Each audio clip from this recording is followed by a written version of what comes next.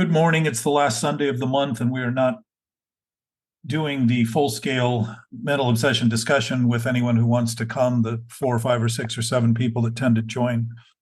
But we are here today with Mark and Gabe, who have been active in the weekly Sunday meetings and all their discussions, and also in a Saturday morning beach walk that we take now, because we're all living in the same neighborhood and take a walk for, I think we walked 3.5 miles yesterday, something like that. And talk about openly in the open air with the ocean, the porpoises, the surfers, the beachgoers, the mental obsession and how it affects us and what we do in relation to it and how we can think our way in and out of it, or make believe we can think our way in and out of it. And I would say that the mental obsession is the primary addiction, and it is an induced state of insanity. Meaning, we choose thoughts that we think are real that aren't real. We choose thoughts that we think are right that are wrong, and create an interminable inner conflict that creates emotional turmoil and mental anguish. And then thinking more about that from the same line of thinking is going to solve it, while it just consistently gets worse, and also begins to contaminate all the other ideas that we have with the idea that we can, in fact, through our own force of will, turn our thinking into reality and operate on that basis effectively, efficiently, and functionally, when in fact it is ineffective, inefficient, and dysfunctional.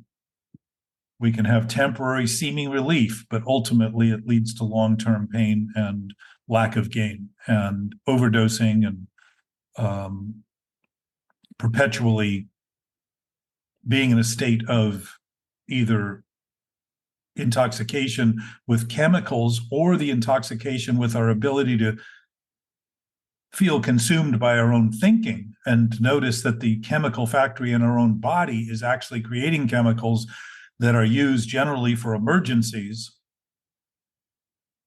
that are then not there when we need them for an emergency, or other well-being drugs that aren't being produced because we're not in a position to actually allow them to develop, because the stress and the anxiety that we're imposing on our bodies does that. So we're actually creating a chemical dependency on our bodies to give us the impression we can do this through the adrenaline that's released in it, and the cortisol and all the other drugs that seem to come with it, and depleting the ones that would give us a sense of well-being. So the chemical dependency is not simply on external street drugs, but the actual chemicals for our body. You're not hearing anything, Mark?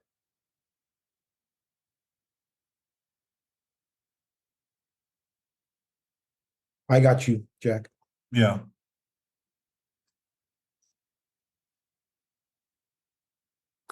I'm going to make a little note to Mark. He doesn't seem to be hearing all of a sudden. They're good. He left. He's going to come back.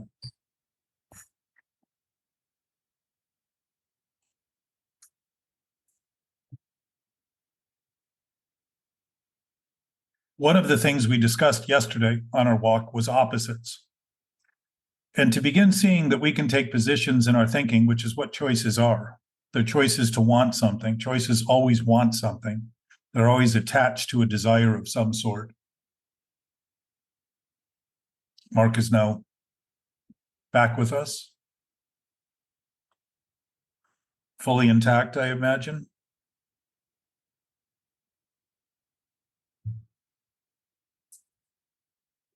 Can you hear it, Mark? Now I can. Yeah, I lost you guys. Sorry. Okay.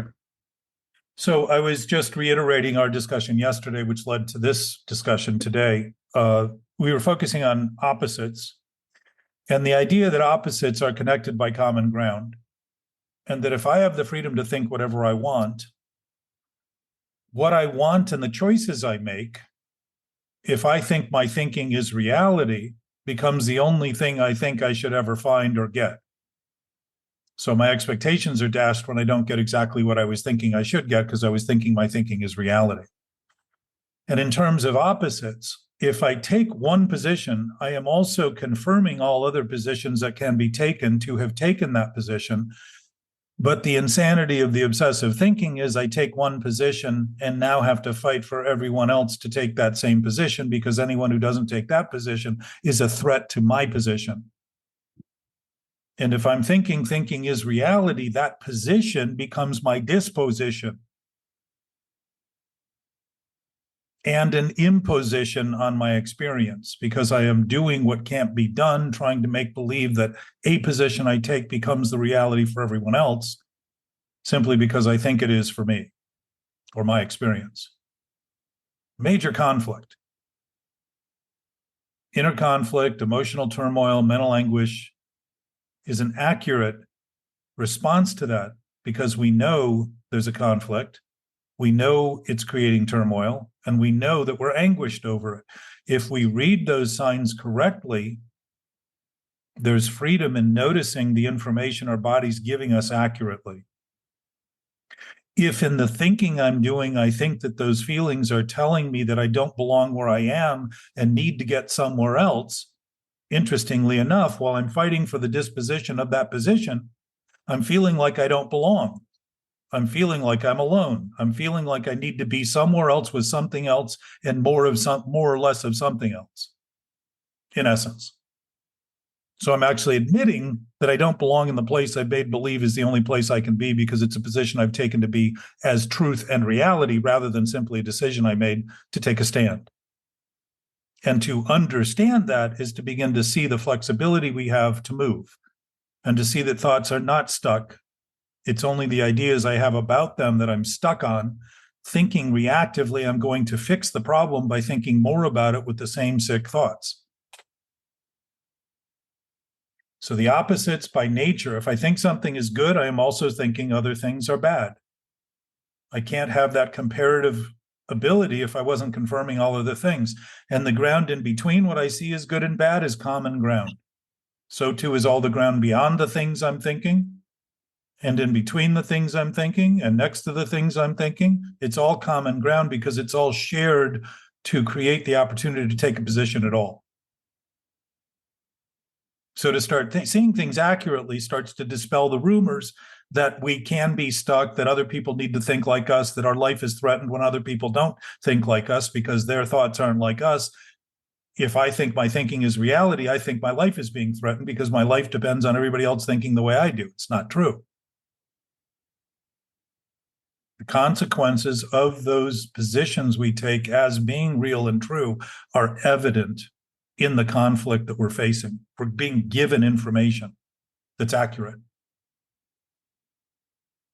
But the twisted brain, the insanity, is thinking that what that means is run from, try to feel better than, do anything but take it at face value and read the sign that says stop.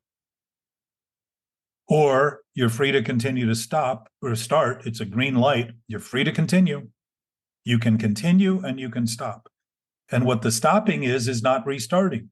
It isn't stopping something it's not stopping the thought that has no basis. It's not restarting the thought that has no basis. That is really the beginning of the freedom, starting to see that it's the choice we're making now to repeat it that we're suffering from and struggling from. It's not the thought. It's not the content of the thought. It's not the ideas that we're promoting. It's simply the insistence that we continue to repeat it because we think it's true, it's real, we need to give it permanence, that we create the long-term suffering. The insistence of repeating it is the persistence of the resistance and the pressure that's created from that. And it's all imagined, but like in a dream, we feel it's real and true because we're witnessing the effects.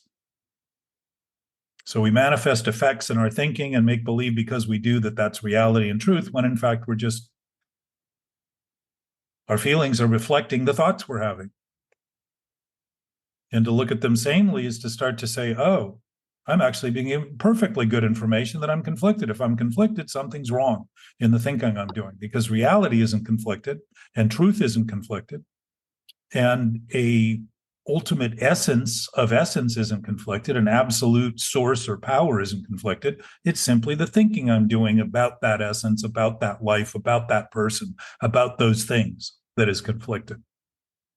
Very easy, very simple. And yet chronically, this has been done, as far as I can tell, through written human history, to have encouraged people to make believe that self-righteous indignation justifies killing other people because they don't think like I do or like the group I'm attached to does that thinks similarly. So thinking has been the basis of that. We're seeing it today. If you're not with us, you're against us. And all that means is if you don't agree with us, you're against us. You're an enemy. Not true. People are free to think what they want. They can think anything they want. The idea it's reality and that wrong is right is where the conflict comes from. Because if I think it's reality and I'm thinking a wrong thought, I think my job is to turn that into reality. And I'm going to fight for it and fight for it, fight for it like an alcoholic drinks, like a drug addict uses drugs, like a gambler gambles, like a sex addict has risky sex. Just continue to prove I can do this. While all the evidence is telling me I can't, but I'm reading it backward because I'm in that addictive, insane frame of mind. And it's not even frame of mind, it's frame of thought.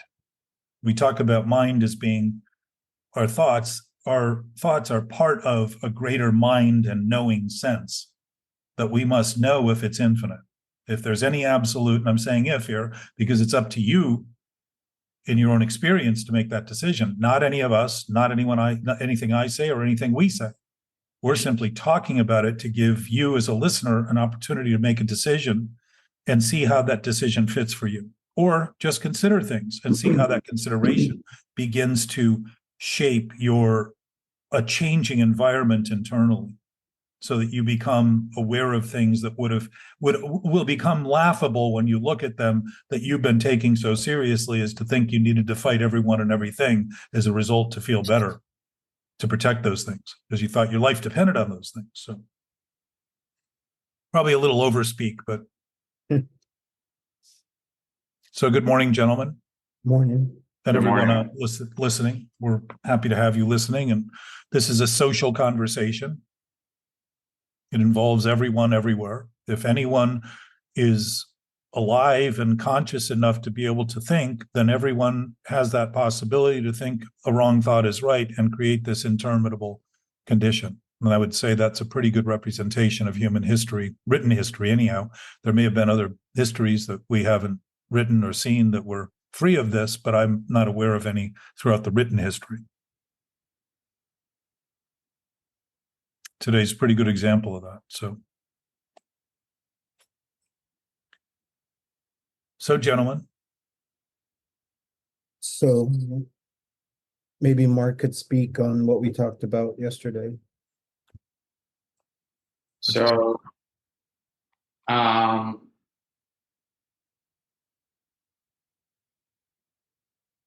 what I'd like to speak about first, maybe, or what we spoke about a little bit yesterday is, and you really touched on it a little bit this morning, Gabe, of, talking about what you've experienced or experienced within the program. Mhm. I'm full of some shame this morning. And definitely fear. I had a little bit of shame and fear after I said what I said yesterday and thinking about this conversation this morning. So I want to thank everybody for a safe place for this. And which has made me think about my fear and my shame and also the courage that I'm displaying right now and showing up and not running from it. I think it's all for me fear-based, and I've been thinking about the two types of fear that I have, which is the real fear and the fear of the stories and everything that I make up in my head, in my thoughts that aren't reality. They're just and so that's what's been on my mind a little bit this morning. And and talking a little bit more what Gabe, pointed on, which is, again, I make up these stories in my head And with these fears, they create exclusion. Like I'm apart from instead of a part of, and um, and that's what these stories that I make up in my head are full of exclusion and thinking that people are taking certain things that are just probably not real, and if they are, they are. As Jack was just saying, they're free to think anything that they want. Um, but and they say the opposite of addiction is connection. And when I'm in that exclusion thought process, I'm far from recovery and I'm far from connection. It seems that way, doesn't it? Yeah, and that's what I'm saying. Yes, it seems that way, and these are the fears that I'm creating within my thoughts. Right. That are, again, which brings me back to today, the bedrock that I've been able to establish since I met you, of that truly my reality is absolute from my thoughts. And that has been a huge gift that has allowed me some courage to walk through these fears instead of run from them today.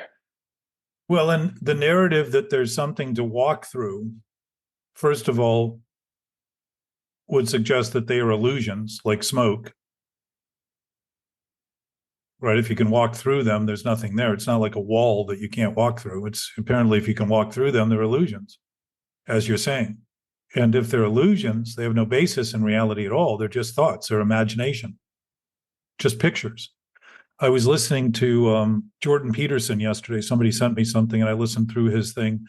And he said that he thinks thoughts come out of imagination. I've always said thoughts are imagination. And I think that's an interesting point.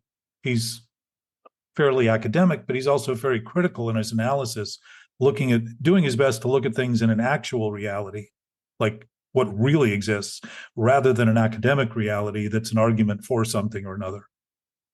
And if the imagery is where the thoughts come from, then again, the thoughts are based on images, illusions. They're just based on a landscape that we're witnessing through our senses, which would sort of align in my thinking. I would think he's probably closer than I have been in speaking about it. But either way, it's illusion. It's imagined. If you can walk through it, it can't be solid. And how much does it matter if you can walk through something compared to the idea that you're stuck in it, you can't do anything else, it's a major obstacle, it's constantly blocking me, constantly has my attention, constantly doing something as though it's happening to me rather than being caused by me.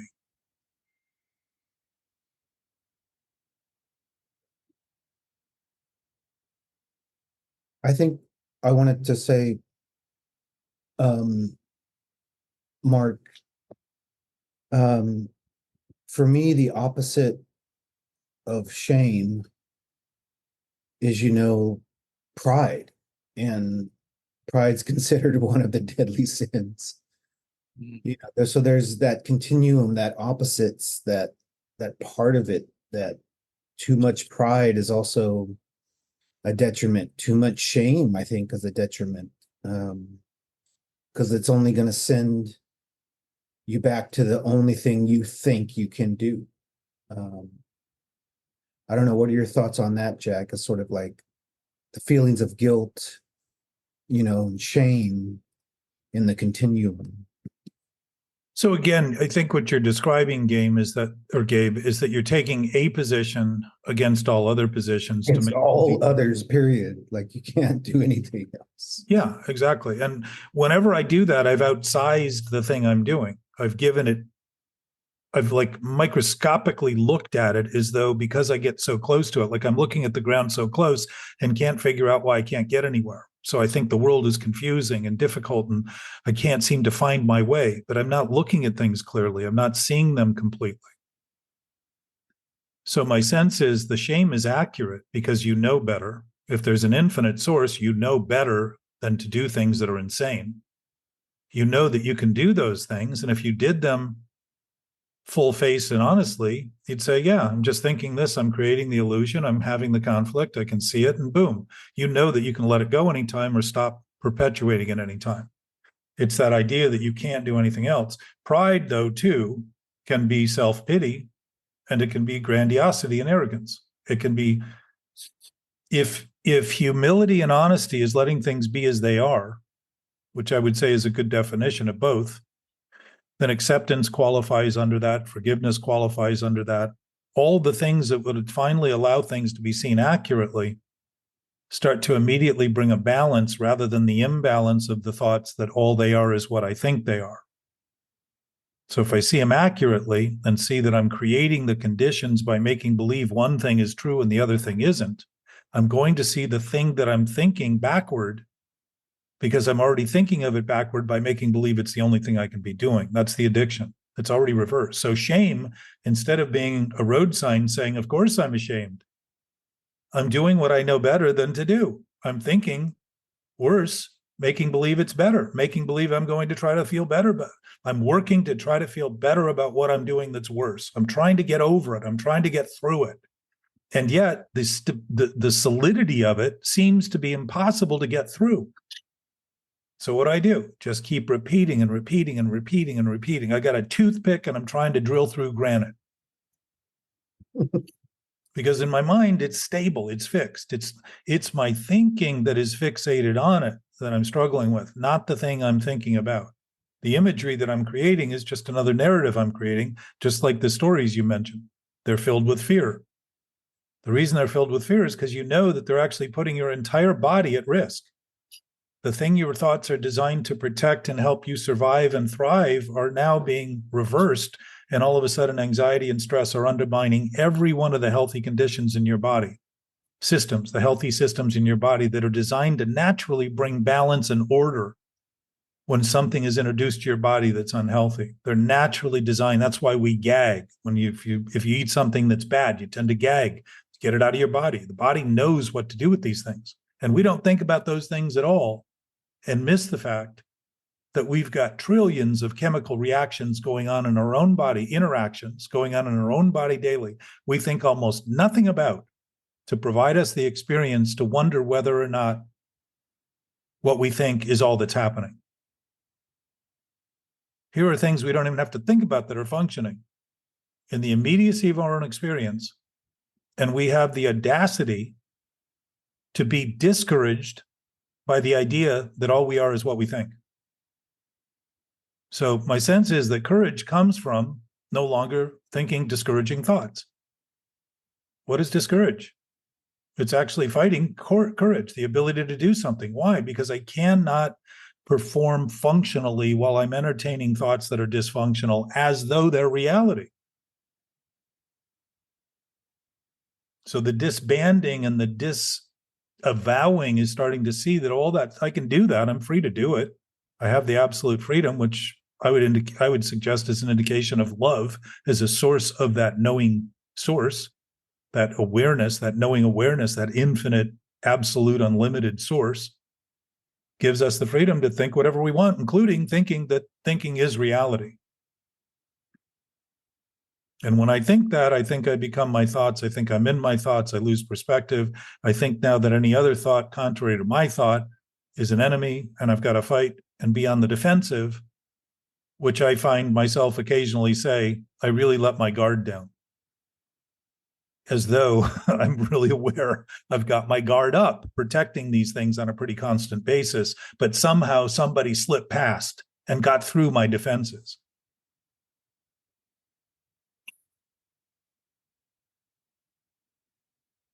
So the information is never enough. The application and the interaction on that application seems to be the formula because we're designed to interact. We're already interacting with everybody. We're already connected to everything. You can feel disconnected, but all you're feeling is the thought that's disconnected because it has no basis, it has no denominator, it has no substance. And to begin to see that that's what those thoughts are that are giving you that lonely impression that you feel disconnected and alone and apart from, you're feeling thoughts that have no basis in reality whatsoever. and are simply being repeated by the idea that they are reality, and more thinking will turn them into reality and prove they are real. And it's never going to work, because reality is not incomplete. It isn't missing something waiting for you to finally come up with it. Our thoughts are designed to express reality and to share reality and to offer the benefits of not only this survival instinct we have, but the ability to thrive and be abundant and have so much more than we could ever need, that we have nothing but everything to give. For me, Jack, that's something very clear, is to try and prove the thoughts are real. I mean, Exactly. literally every effort is to prove it's true, like Yes.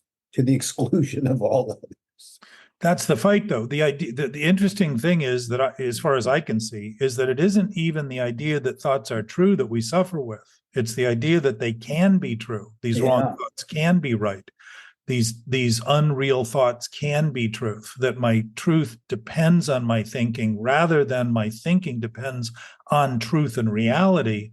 And when I am oriented in that way, my thinking all of a sudden becomes very useful and very functional and very efficient and very effective. And to any degree that it isn't, I am also admitting, which is one of the reasons we have this discussion openly, publicly, is to begin to simply talk about the fact that when I'm discouraged and deflated and feel diminished and feel apart from and feel alone, that I'm actually feeling the thoughts I have that have no basis in reality. So I apply them over and over and over again and never get any result other than misery, conflict, struggle, reactiveness. I've developed a hyper reactiveness and think that that's what thinking is. And I hear people say, when I talk about this, you're asking me not to think. So isn't it interesting that we become so accustomed to thinking obsessively, when we talk about not thinking obsessively, we immediately presume that means not thinking, rather than see it actually gives thinking its proper purpose, its proper usefulness, its proper functional capacity, healthy, logically, reasonably. It's not a surprise we talk about common sense while it is so uncommon. And yet our senses are performing flawlessly all the time. They are providing unopinioned answers, solutions, guidance to what's happening without an opinion. They're just providing us raw data. It's what we think about that data that we struggle with. It's what we think about other people that we struggle with. It's what we think about life and reality and God that we struggle with. And when I think all I am is what I think, it's only because I thought that thinking was reality to begin with, and I all of a sudden became that reality, and now I'm in the bubble of that reality, stuck, condemned, apart from. All those are self-imposed by a self, created and induced within thinking of itself. That isn't our self. Our self is as pure as that purity of essence that created life, as is every other inanimate object also, which is why the inanimate objects in the universe do not fight and argue. They do exactly what they're designed to do, exactly as they do it, have been for 14 billion years. And you might think that's a lot of time, but it's not a lot of time in an infinite realm. There's no time at all in an infinite realm. It's all a concept. It's all a dimensional projection.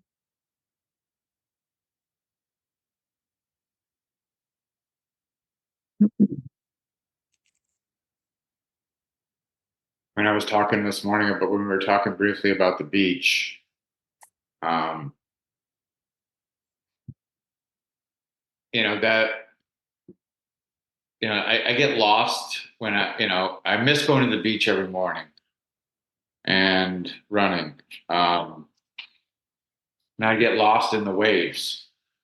I would, stare at those waves and be like, those waves are coming in. They've been coming in for 10 million years.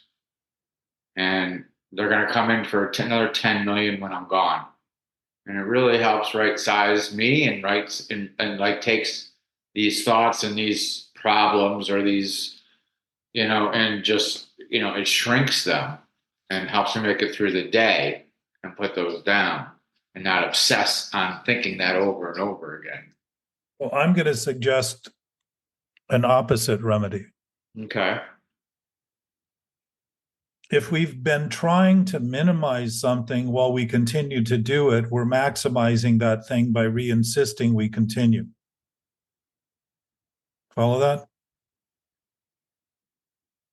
Say it again. If I'm trying to make less of something I'm constantly doing, I'm trying not to have what I'm doing is what I'm doing. Another way of saying it. Trying to think that I've got to control it, I've got to manage it, I've got to minimize it. I am not interested in minimizing it. I am interested in noticing there is nothing to minimize. No, what I'm saying though is that it shows me that they're insane. Who is insane? These thoughts that I'm having. No, they are not insane. You're insane. Your choices are insane to have those thoughts. They don't have a persona of their own. They have the one you assign them by the induction that you create by making believe that you're going to entertain them and have them someday become reality. And that day would be today and now. So my point is, Mark, if you embrace those thoughts and say, I'm doing this thing, it's insane that I'm doing this, and yet I'm doing this, and start to actually embrace it by overdoing it in a very short period of time, it will make no sense to continue. While in a very long period of time, when you're fighting it and trying not to be doing what you're doing, rather than overdoing it, it seems to make nothing other than sense to continue to fight and fight and fight for what you're not doing by saying, well, if it's just an illusion, I'm not doing it. Well, to dismiss it while you're continuing to maintain the ideas is another way of maintaining the problem and making believe that denial is, in fact, we're trying to deny something we're doing is something we're not doing. And while we're really not doing anything but creating imagery that we're making believe is reality, there's no basis in that. If we're continuing to do it by thinking doing less of it means getting better at it, we're getting better at what's worse by maintaining it and promoting it to the essence of life rather than seeing that this other essence, by the way, you know what the other essence, the opposite of the essence of something that's absolute is? Absolute. Absolutely. It's the same. So So to think of things that are opposite as the same, not in terms of the position, but as the same in terms of the connection, the connective tissue, that they're simply points that can be made, they're positions that can be taken, but they confirm all other positions. You start seeing the absolute in things that we would think are divided here on earth and separate, while in fact they are absolutely connected and the same. We've been thinking about it incorrectly. We've been talking about it incorrectly, so we could continue to support the supposition that we are alone and we are separate and we are disconnected, rather than acknowledge the problem is in thinking things that are alone, disconnected, and separate because they have no connection to reality. That's what insanity is. Sanity is, and the other part of insanity is thinking it's sane. If you're insane and say I'm insane, you're 90% of the way there to clearing the problem up. Does that make sense, Mark, in choosing shame, what Jack just explained? what in choosing change? Shame. Oh, shame. You're choosing shame today in the exclusion of all others. Yes. What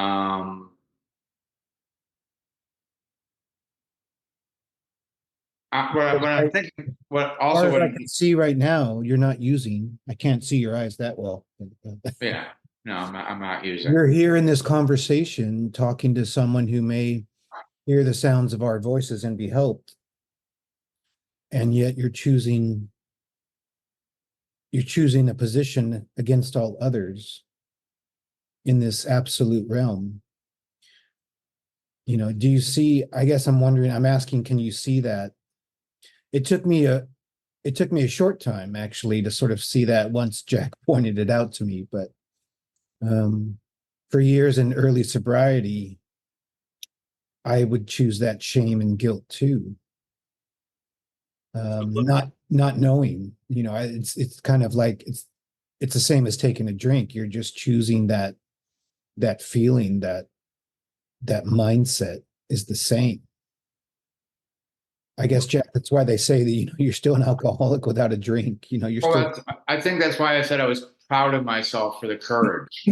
Yeah. Yeah. So let me make a quick point here too, to your point, Gabe, and this may seem far reaching, but since we have a knowing nature, see, we really believe that when we're thinking thoughts that are disconnected, that we are disconnected from reality. Because now we've created a new reality, that means the other reality, the real reality, is no longer real. That can't be true. So the insanity of it is that while reality remains exactly as reality is, and truth remains exactly as truth is, and infinite remains exactly as it is, and absolute remains exactly as it is, we launch into these little incursions of thought and make believe it's our reality, our truth. So while we're thinking that insanely, we absolutely know better. And I would suggest the shame you're witnessing, an absolute nature is not a choice. It's just our nature. It's an essence that we don't choose. And we can't unchoose because it isn't something that's optional. It's the essence of essence. Now, that may seem far reaching, and there could be many arguments about that, which is basically what humans have been arguing about the whole time, making believe they're going to find truth in the arguments about something infinite rather than begin to concede infinite doesn't provide any exceptions whatsoever. So it must be true for all. It must be real for all. And not only all that are, but all that is. Everything, and everything that we don't even think about as being anything.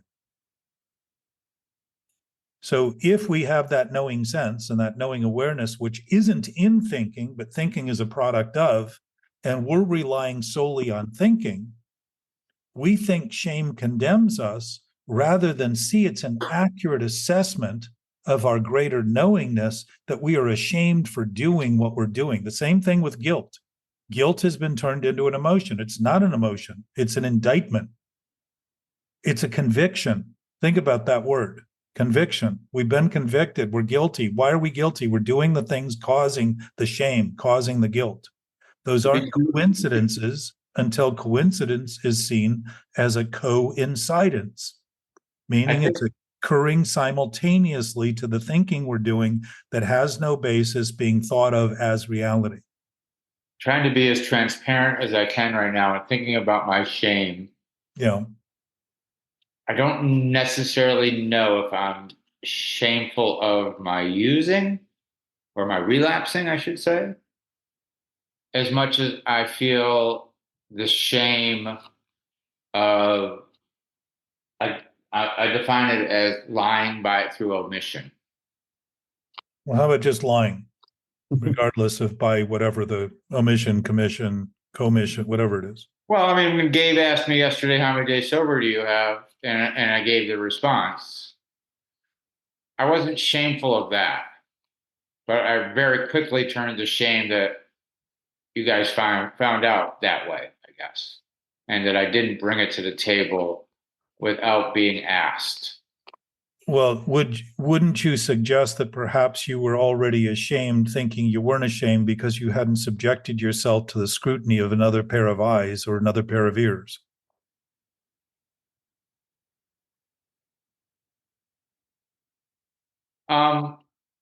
Well, I mean, I don't know if I have been honest, and I have been going to meetings and taking newcomer chips and raising my hand. But between us is what I'm referring to, the two ears and the two eyes of each of us. Right. Okay. So can you restate the question, please? Well, you said you became ashamed or aware of the shame after you mentioned it to us. Correct. But there's a good chance, I'm suggesting, that you were ashamed because you knew better, and yet you didn't act on that better you knew. Correct. And that's why I actually thanked Gabe for asking me before we left yesterday. Right. You So know, and that allowed me out of that shame. here's the mistake of obsessive thinking. hear people say this all the time. I want to think more positive. I don't want to think those negative thoughts.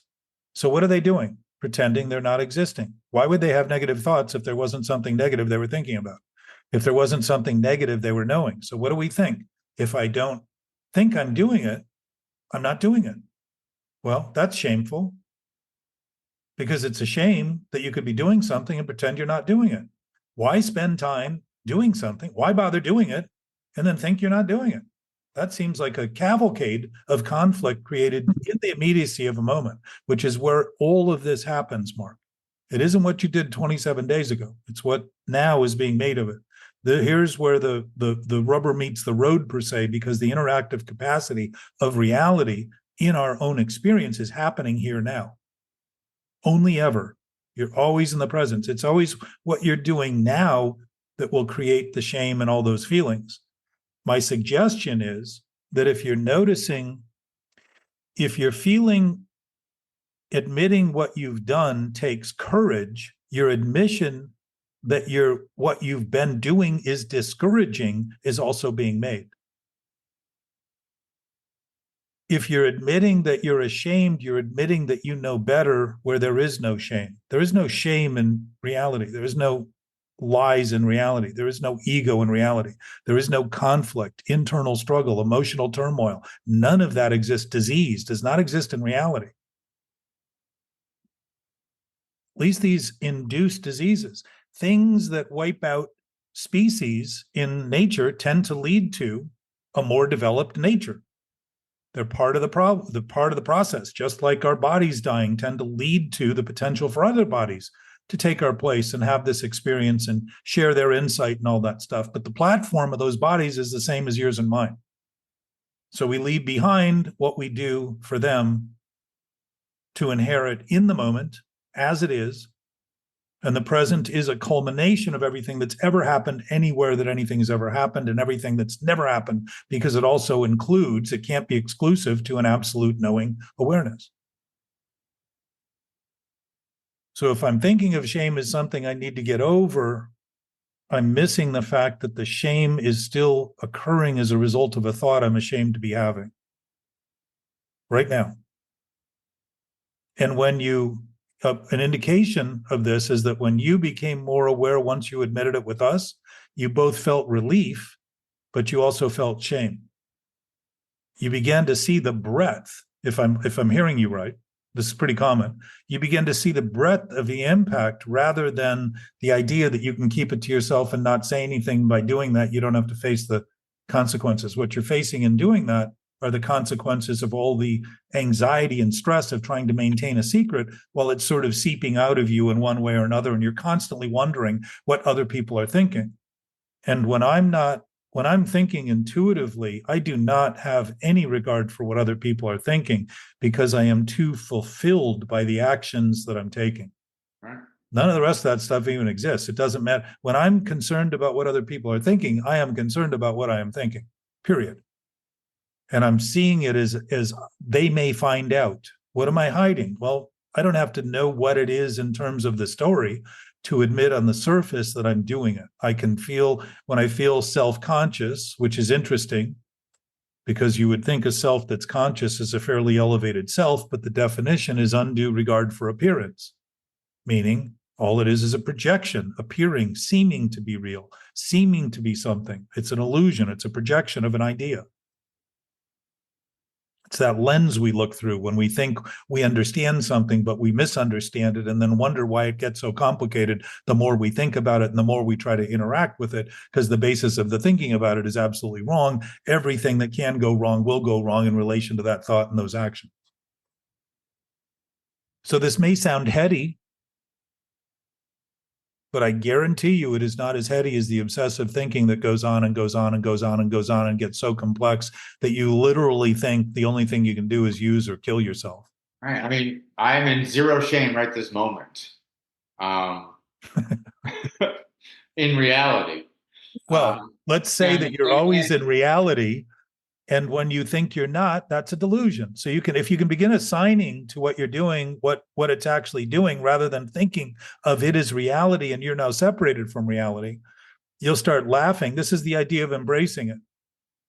If the opposite of an infinite source is the same, then the opposites of the positions that we take are also the same. We're just not seeing them accurately. We're not seeing them as a unifying source, an inclusive source. We're seeing them as a source of division and exclusion, as though we can be separate while we're intimately, seamlessly connected to everything everywhere going on right now. This moment includes everything that's happening, including everything that isn't happening, because within an absolute knowing source, nothing's happening. It's just a present state of being.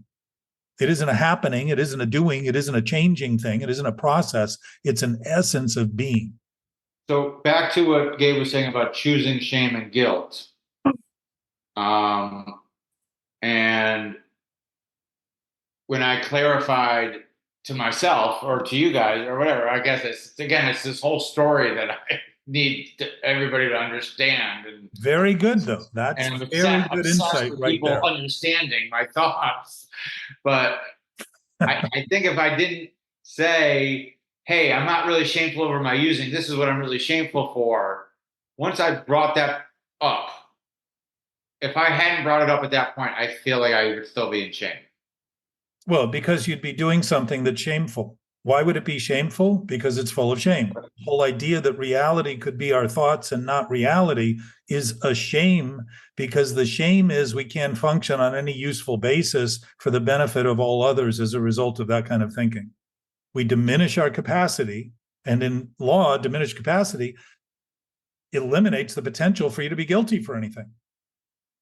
But in mental problems, it guarantees your guilt. It's just the natural fact that we are involved. We can't be uninvolved in what we're thinking. And this isn't about trying to stop it and think of the afterburn or the effect as something to stop, but beginning to notice that we're really the ones continuing to re-choose this direction. We don't choose our knowing nature, so it never goes away and it never changes. It's always there and always present. Our choice is whether or not we're going to express it or leap to the idea that thinking about our thinking is our only source and start that vicious cycle that goes on and on and on. And the faster it goes, the more unlikely we are to get off because we feel it will kill us. Because now it's going so fast. It's like being in a car. You can get out if it's doing 2 miles an hour. If it's doing 200 miles an hour, it would be a little more questionable. My sense is if you think about an automobile and an engine, once something goes wrong in that engine, if it isn't addressed, that engine will get worse and worse and worse. And within the context of our thinking that thinking is sole and alone from everything, we're seeing it as machinery that's starting to break down and think the more we do with it, the better off it will be. While in fact, it leads to nervous breakdowns and anxious disorders and all of these other things that are aptly named for that form of use. Neurosis, narcissism, the idea that all I am is what I think, and as a result, I am the best person and everybody else has to bow and bend to my dictates. And if you don't, I'm going to kill you. I'm going to somehow... What about thinking that I'm the worst person? Same thing. All right. It's another position on the same spectrum. When you start seeing that the worst is also the best, and it's just a position you're taking, you're maintaining the fight that the position you take is going to be the winning formula, but it's divisive and it's never going to win. It's the beginning of seeing what we're doing is delusional and it's defective and ineffective because of it. And thinking more about the thoughts we're thinking that are already sick is not going to make us healthier any more than eating more poison would be a cure or an antidote for a poison, for taking poison. That may be the wrong word. Anecdote or antidote, and like a solution, a cure. But we're doing it. We're using the toxicity of our thoughts that are reactive. And what are we doing? More reactivity, more defense, more defense, more defense, more defense, more defense. I got this. I can control it. If what you're controlling is delusional, you're continuing to maintain the delusion by thinking there's control in it, power in it, or any of the things that would be natural to nature. Because you can always cut a tree down. You can control a tree in nature and it doesn't resist. Other than the natural effort that's ensued to pull it down. And it will continue to grow right out of that trunk. It'll start to grow again if the roots aren't cut off. Something will continue. Life finds a way.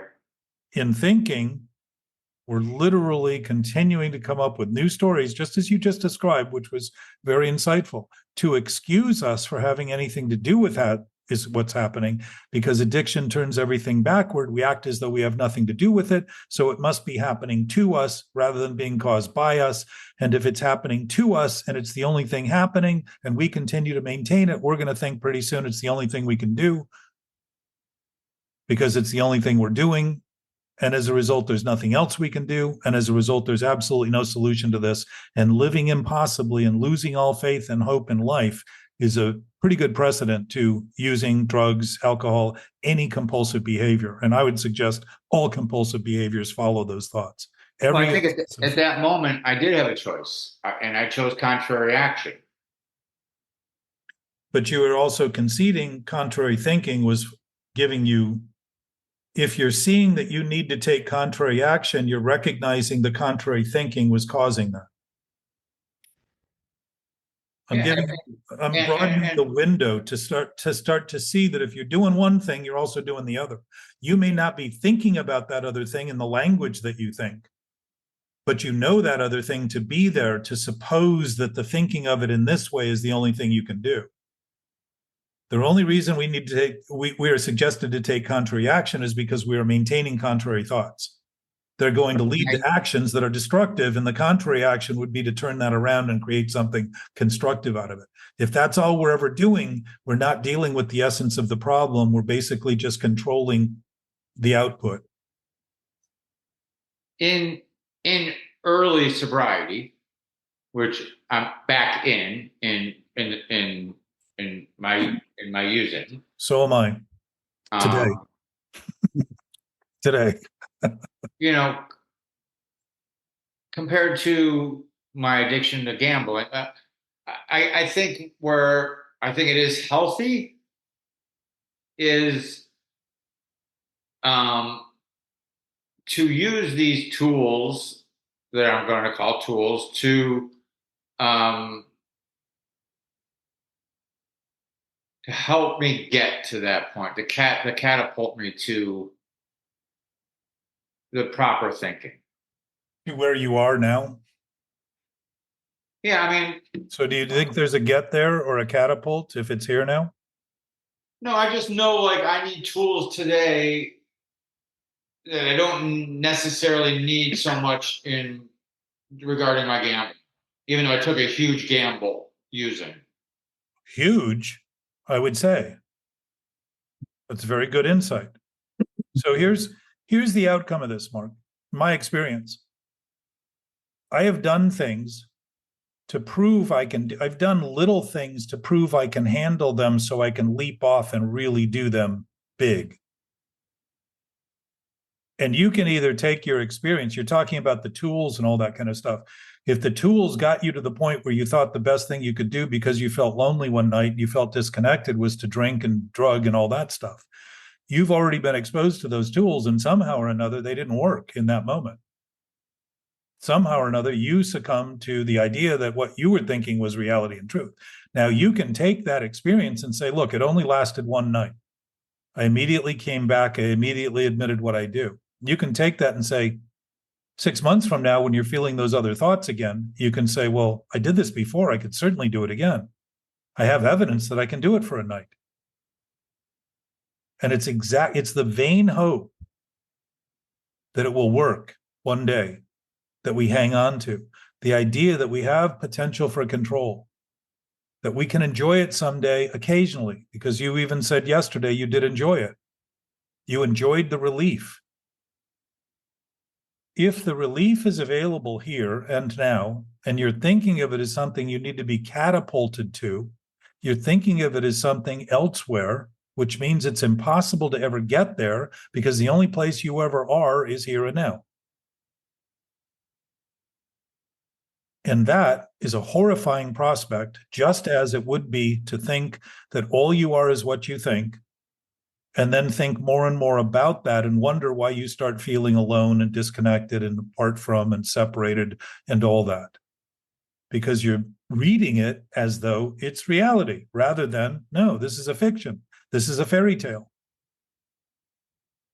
So you're capable of using that same thing that could provide you the insight, which very often does, in my experience, by the way. A lot of times people who I've watched go out, including myself, I did it for 6 years before I finally got sober. But in that transition, I realized I can never do this without getting the exact same results I've always gotten, because I started to see the exact same results were exactly the same, rather than think of them as this slightly varied thing that I enjoyed a little more one night, and it was the combination of people, and it didn't affect me quite as much, and my circumstances didn't get as bad as they did one time, and all that convoluted rationalization that I was in kept giving me the impression, you know what, I just need to figure out how to get the hair in the right place, so that I can start operating on that basis. And it never worked. That concession was actually seeing, oh, if I do the wrong thing and think it's right, the consequences are always going to be the same, but I'm going to act like I don't even notice them. Because the sickness of doing the wrong thing and thinking it's right is going to lead me to think I'm not even doing the thing that's causing it.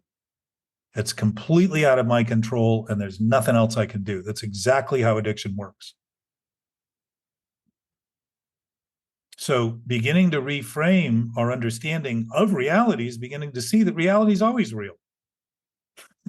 That's not like a shock. That shouldn't come as a shock to many. And yet, to begin to consider that, you will notice some of the faulty thinking you have in relation to reality, because you will even start thinking, well, reality isn't always real.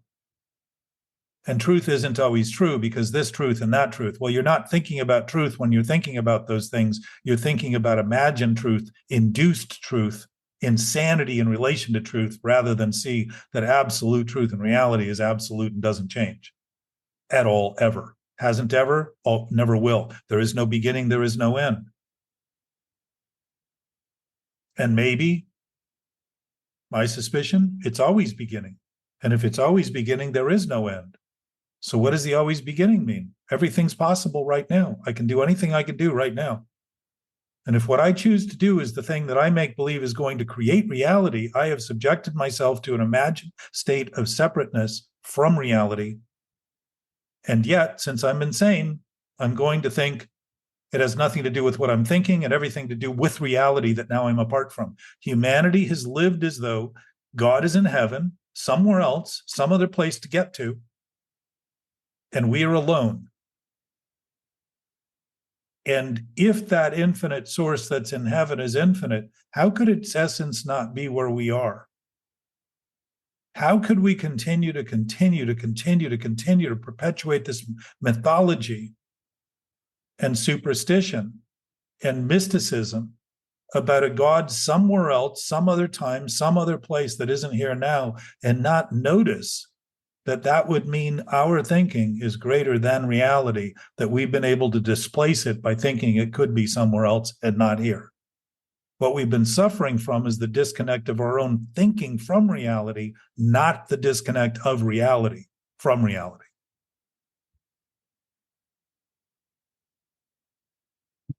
That's very key, Jack. You need to make that a chapter. Yeah. That sentence. I'll have to replay it to remember it. What was it, Gabe? That we're that we're trying to replace reality with thinking. I think it's as simple as that. But and it's on that. I actually was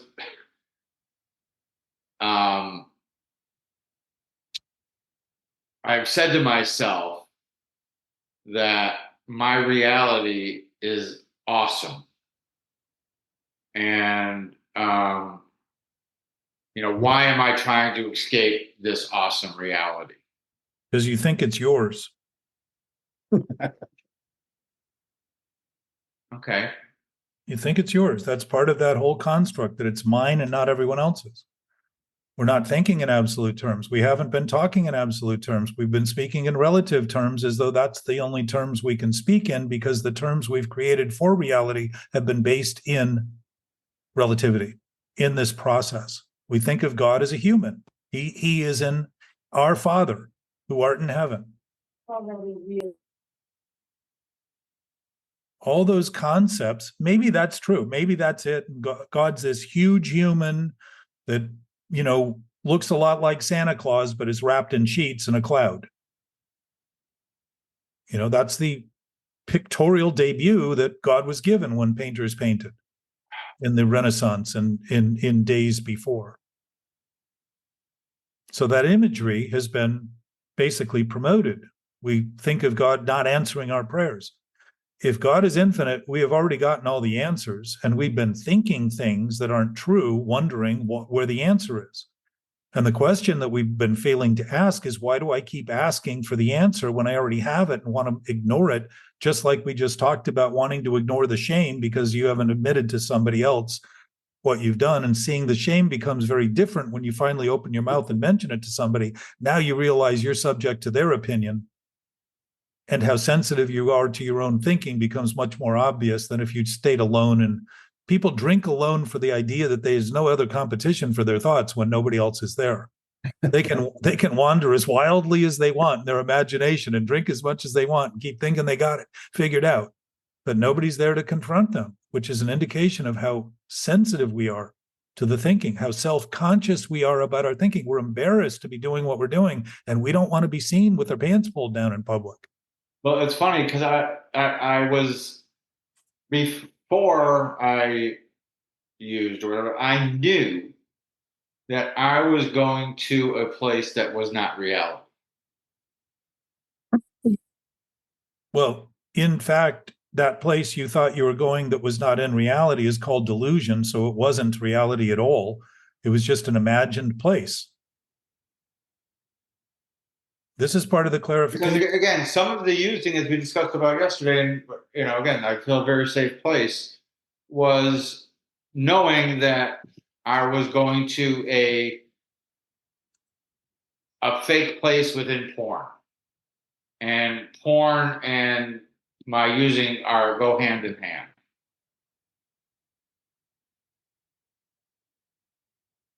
So you see how the imagination is turned into reality to give you the sense that you have a place there in insanity, but you don't belong in reality. Sick. Very good. But listen, if you build on that as though it's true, what are you going to get? More toxic thought, more consequences that basically you're ashamed of because you know better. And when you start reading the body language and start seeing how things are actually functioning, the way they're actually functioning, it dispels the rumors immediately, and they become laughable, just as I can see your whole face has changed. Because it's kind of funny that we would take this thing so seriously when there's nothing to take seriously at all, but the idea that it's seriously taken. Well, then that's another reason why I was talking about yesterday, that putting the porn down for these 27 days as well, I've started to level out a little bit in that area as well, which has helped me not want to return there. Like, again, it's just, I don't know. It's just something I'm noticing. So compulsions of all forms are extensions of obsessive thoughts. Every one of them. Any obsessive thought you have is going to create a compulsion to give you balance. So while we feel out of balance, it's because there's nothing really in balance, but we're manifesting this idea that we're creating balance by having something to do that compels our attention in a direction other than the one that we're trying to avoid claiming responsibility for. Now, let's talk about absolute responsibility. If my triangle is responsibility, choice, and freedom, if we're free to choose whatever we want, we're responsible for what we choose. If we're absolutely responsible, we have the freedom to choose whatever we want. That means we want the consequences along with the choice. So to think that we don't want the consequences is another way of pretending we had nothing to do with the thought. But if we're absolutely responsible, it doesn't mean we have to always act responsibly. It means that we're responsible for our irresponsible actions, which include our irresponsible thoughts.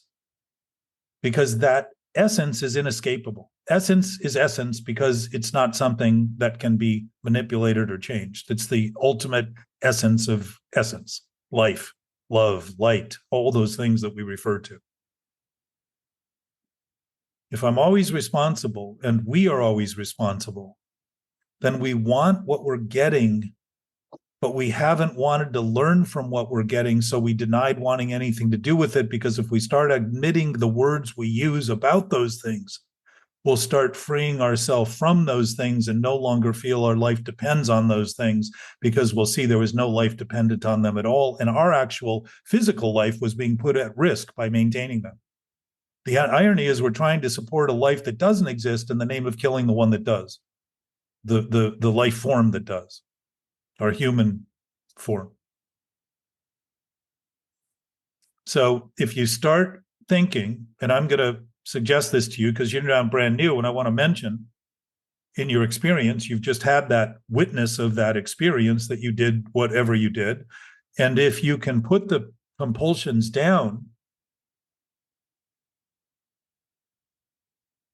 you can also continue to do them with complete freedom.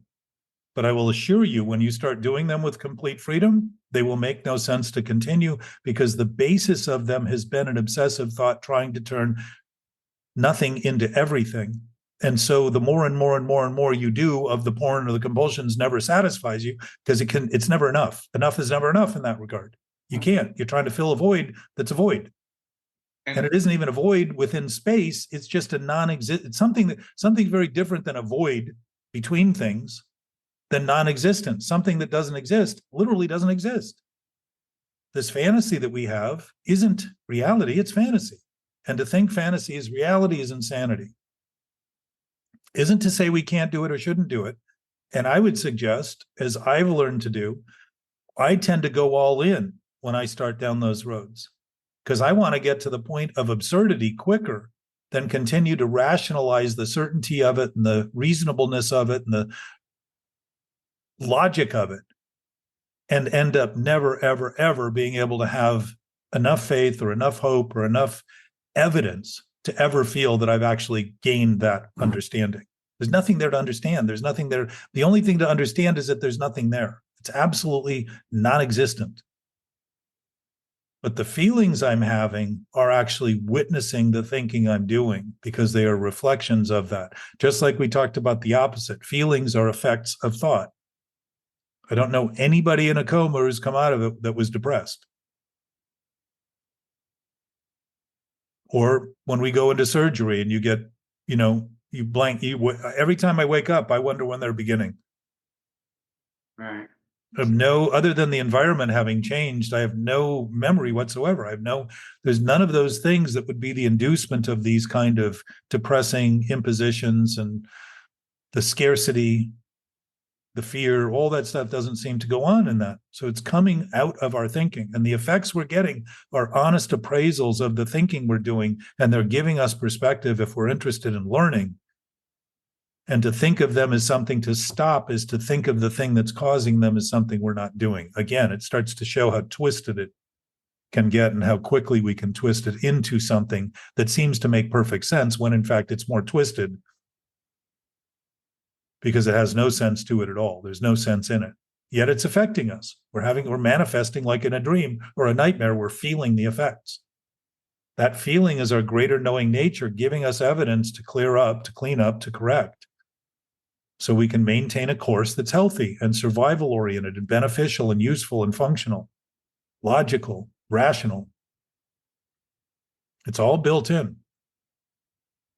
We flip it and think that somehow turning it backward is going to mean that if reality is turned around, it's still real. If truth is turned around, it's still real. If it's thought of in the opposite, it's still true.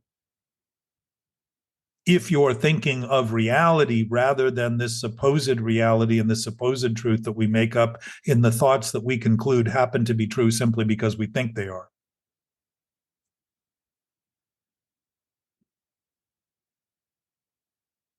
So to Gabe's point, and one of yours originally, Mark, was one of the things that struck you was the absolute, starting to consider the absolute. The 12 steps came out of 4 absolutes.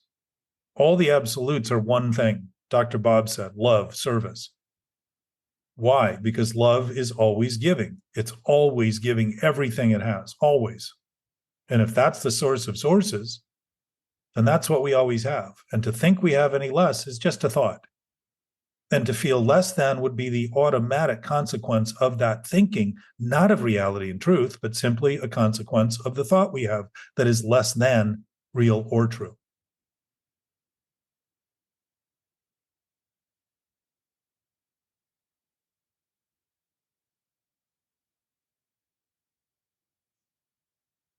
I think I'm so full of self-doubt. Yeah, well, you're witnessing the doubt you have in the self you think you are. I mean, let's look at that for 1 second. If you look at it in one way, you think you need to overcome the doubt, but I would tell you that it's an accurate assessment because you know better, Mark. We all know better. It's an accurate assessment when you're looking at it clearly of a self in serious doubt because it's only a thought thinking of itself that is presumed to be you at the center of it. What is that self built in? Defensiveness, reactiveness, fear, because we know better. That's not who we are. We even say it and sense it. I need more self-confidence. Well, who is the I in that sentence? Who am I in that sentence? Obviously, I'm separate from that self that needs more confidence. And I apparently have great confidence in who I am because I'm not asking for more confidence. I'm asking for more confidence for the self. That's sick. The reason I don't have confidence is because it's a vain attempt to turn fantasy into reality. I can't have enough faith. I can't have enough hope. I can't have enough belief. I can't have enough trust in it because none of it's ever going to turn it into truth and reality because truth and reality is not shy in any way right now. It's absolute, which is why we use the word absolute, which means, by the way, absolute. No exceptions. No alternatives, no variations, no specific traits, no division. Seamless, synchronous, simultaneous, everything, just like all the circumstances right now that have ever happened, that are no longer happening, but we are witnessing as the sum total of everything happening right now. Very good metaphor for this greater knowing awareness. And that knowing awareness is announcing these things to us in the thoughts we're having, and we think we need to, again, get over those thoughts, which perpetuates the addiction all over again.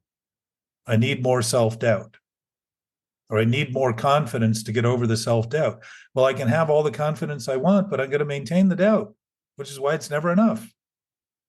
The doubt's going to get even greater when I make believe the self is so confident because the self is born in doubt. It's born in fear. It's born in insecurity, vulnerability, weakness. It has no basis whatsoever, but a thought thinking of itself as becoming who we are. That means there was no existence of reality before humans started thinking, that we did not exist until our brain started to develop at 2 or 3 years old. Those things can easily be looked at and debunked. Yet to the obsessive thinker, when all they're thinking about is the obsession, obsessively, they think there's nothing else going on. Nothing's going to make sense to that thinking. Most of what I say is not heard. What I say is thought to be heard by the thinker thinking they think what I'm saying is what I'm saying. Most of what is seen by us who are obsessive in any way is what we think we see, not what we're seeing. If the two are separate, or at least distinguishable, it certainly brings some doubt to the thinking we're doing about things that could easily be conceded while we're with somebody and say, look, I'm just thinking this now. I'm not saying this is true. I'm not saying it's you. I'm seeing this. I'm thinking this. And I want you to know that I have this thought. That could be valuable to somebody rather than you're an idiot, you're an asshole, you're a liar. I'm summing their entire existence up in a thought that I'm having about them, rather than notice that essence that I am claiming we have is their essence too. It is their knowing essence. And if I approach them from a knowing basis and share my thoughts as thoughts, there's a lot less reactivity in that conversation.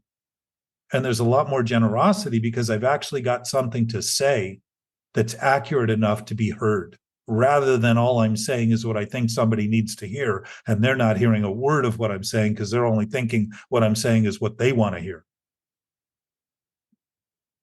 We can replicate this as a society, and we can begin to diminish the capacity of that replication too.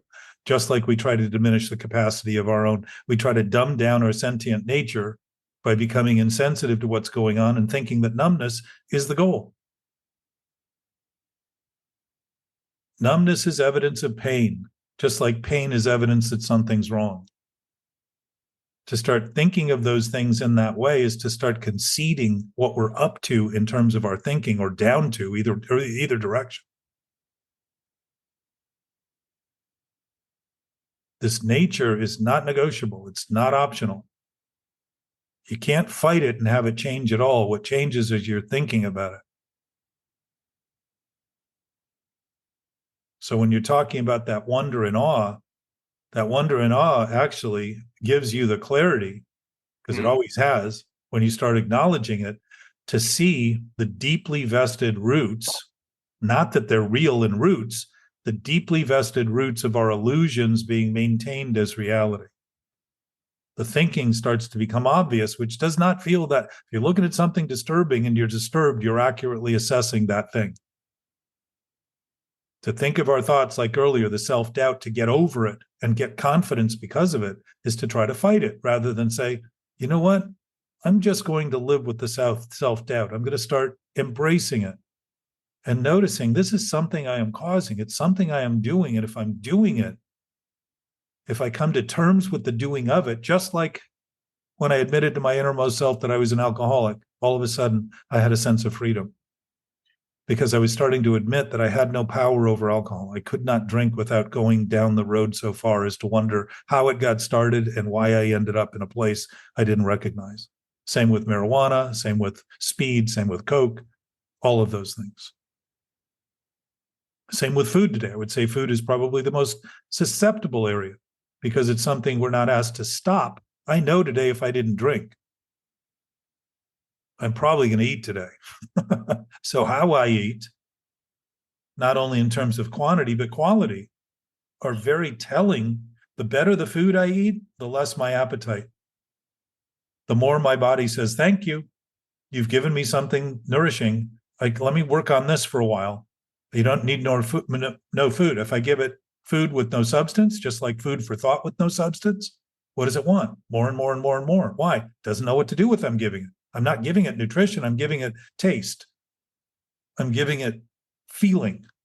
I'm giving it something I like because it tastes good. It turned it into a sport rather than actually a service to my body. So my body says, okay, well, thanks for that. Now give me some food. I need some nourishment. So what do? Same thing over again. What do I become? Bigger. Storing food the body has no idea what to do with, while it's continually craving and craving more because it's starving to death.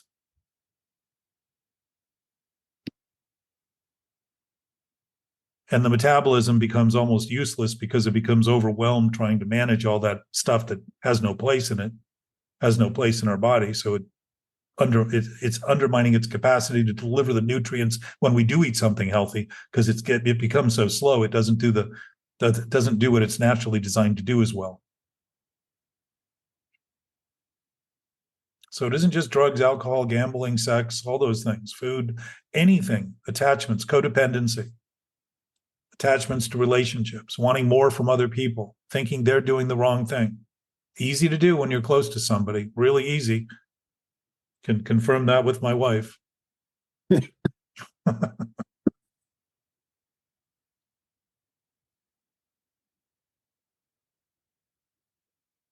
So our discussion, if we're having a discussion for the sake of getting better, is to start to notice some of these things, and rather than think of them as new diversions, start to just simply realize, I notice in the discussion, everything gets quiet very often.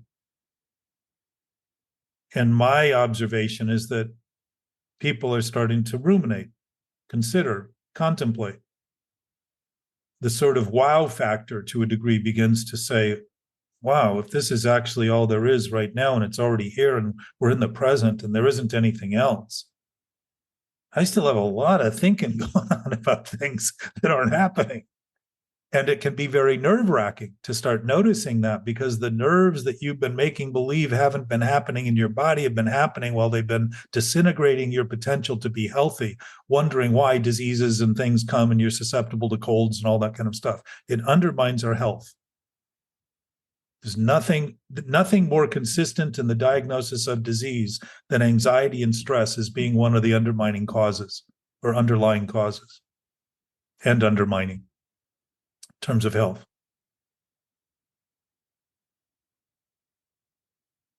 So we have a body that is doing everything as it's designed to do, which is incredibly incredible. And we're treating it as though it shouldn't be doing what it's doing, and undermining it. And most of what our body is doing, which is trillions of chemical interactions every day, we're not thinking about it all, and not noticing that we even have a level of non-thinking in our own body that's going on, that we're witnessing, and still imagining whether or not it could be possible there's a source greater than our thinking. That's ultimate power, not alleged power, not temporary power. Ultimate absolute power. We're witnessing it in our own body. And yet the thinking we do that causes the anxiety undermines every one of those systems that we don't have to think much about until we hurt. It undermines every one of their ability to function, showing again how intimately connected we are to everything. And if we're doing that in our own body, we're doing it in our own societies, our own communities. Because the body politic, the social body, is affected by everything that we do. And if what we're doing is just repeating the old mantra to help other people make believe that somehow if they work harder, they're going to turn what isn't reality into reality, all we're helping society get is sicker and sicker and sicker. And I would say today is a pretty good bit of evidence of that. Addictions at an all-time high, suicides at an all-time high. Nations are blatantly warring over property lines, boundaries. The earth did not come with lines written on it like the globes. Those are all human endeavors. And if we each can endeavor to be honest about what we're doing, which includes noticing the shame and seeing it as an actual good indication that we know better. So there's no reason to be ashamed or guilty if we weren't doing something that we didn't know better than to do. There would be no shame. We would be gleefully reveling in the capacity we have to do that thing. Those things are clear evidence we know better. And to start reading the body language literally creates a functional literacy in our own thinking, on behalf of our body, in behalf of our society, in behalf of the entire species and all things. We become complementary. My sense is there are no secrets in the universe. Everything that's happening right now is happening. I don't need to understand it and think of it in every detailed version of what could be applied in words to know that. And if I know that, then being a part of that would be easy to express because it would be the essence of my knowing, compared to then being mired in all this historic ideas I have that because it's gone on so long, it can't be anything else and nobody else is going to change while everybody's changing. Does that tie back into the, like, reality and thoughts are not conflicting? Well, reality has no conflicting in it because it doesn't think. Thinking is a process that normally deals with time and space. We're designed to deal with this dimension that we seem to be in. But we're also in all those other dimensions too, because those dimensions were defined by humans. They weren't defined by nature that sent a tablet down here and said, you guys are living in 11 dimensions. We created those dimensions. Humans did. We've written the books of the supposed knowledge we have, all that kind of stuff. But if we know, because we have an absolute knowing knowledge, awareness, and begin to admit it, my experience was it suspended a lot of my reactive, obsessive thinking almost immediately, because I began to realize how crazy it was to constantly think about things and think that I would figure out reality, when reality was the only thing that was allowing me to think at all. So it sort of turned, it put, like I heard a guy say to his girlfriend once who couldn't seem to get the gas thing in the tank. She couldn't get the gas thing to go into the tank of the car. And he said, put your brain on straight. And in a way, that's what we've been doing. We've been operating as though our brain's backward, and we think we have eyes in the back of our head, yet keep wondering why we run into people and only see the past pass by. We're not seeing the immediacy of what's happening because we're only seeing the immediacy of what we've just run into, backward. I think that Aristotle presented that, or Socrates, one of the great thinkers of old, who looked at these things and spent enough time to be serious about looking at them, to be honest about them, and was able to come up with ideas that still occur and are relied on today. Like the idea that there were basic essential building blocks, atoms, and that. That was done before a lens was even developed. Telescopes, magnifying glass, none of those things were even, they were hundreds of years away, if not thousands. I don't know all those technical details, but if we share this and we talk about it, it's the application of the conversation. Conversing is probably the number one way we communicate. It's probably the best thing we do in terms of communication versus writing, sign language, smoke signals, or other ways of communicating, body language, all that kind of stuff. If we can talk about it openly and honestly, we can start operating on that basis, because we'll be operating on it in the conversation. The application of such would give us a sense that's different than the one we're normally used to. But it may also give us a greater sense of the conflicted nature of the thinking, which seems to be pretty ominous at first and pretty overwhelming. I'm only as sick as my secrets. Well, and the sick part is to think you're keeping them a secret while they're secreting through your blood, sweat, and tears, and all of your anxious motivations, and all of those things you think you don't know better than that are occurring to you and seem to be keeping you doing things that you just can't make sense out of. Of course, you don't make sense out of it. If you think you're not where you are and you think secrets can be kept, you're not noticing that every choice you make has an effect. So to think you're keeping a secret causes the effect of you becoming very suspicious of what everyone else might think about whether they know your secret. So there's no hiding it. There's really no place to hide anything, because it's all happening. Everything is happening right now. Everything is happening. And the things we think are hidden are also happening in terms of the anxiety and the stress and the inefficiency in our own interactive or interreactive capacity or incapacity. It's all being revealed. It's all happening simultaneously. It doesn't take a genius to come to that conclusion. To think of things totally is to begin to see things completely, rather than in parts and pieces where conflict is always possible and inevitable, to begin to see that all those parts and pieces are seamlessly interacting, and it's only my ideas about them that creates a sense of division that has them seem to interreact and need to interreact to support the contention that my reactivity is in fact warranted. Responsibility is the ability to respond. That means a response is contemplative, considerate, thoughtful. Reaction is just an old, seeming old idea in the present, defending, constantly keeping me on guard.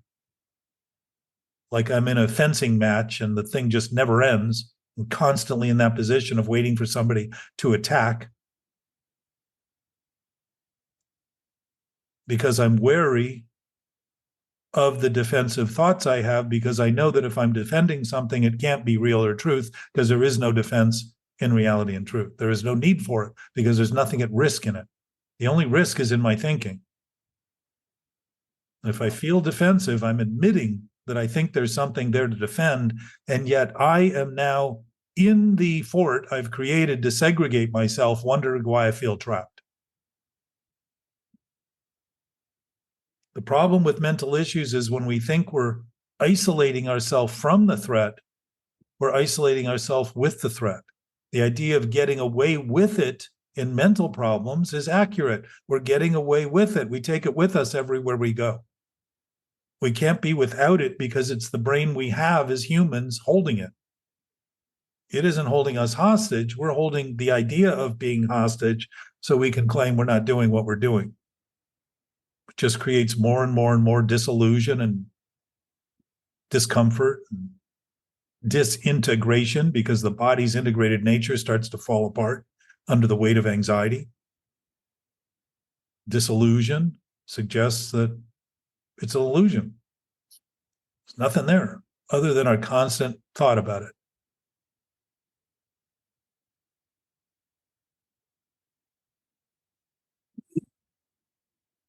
So this has been good, gentlemen. Probably a little longer than we originally talked about. I appreciate the extra time. And it's just something to think about. Anybody listening out there, this isn't an edict. This isn't a telling of the truth. It isn't a yelling at you to do something. It's simply a suggestion that if there is an infinite source, it would be yours. It has always been yours. And the clarity you have in feeling wrong has been clear about the thinking you're doing about that infinite source and life and reality, not the source of your reality. It's the source of your thinking that you've been struggling with.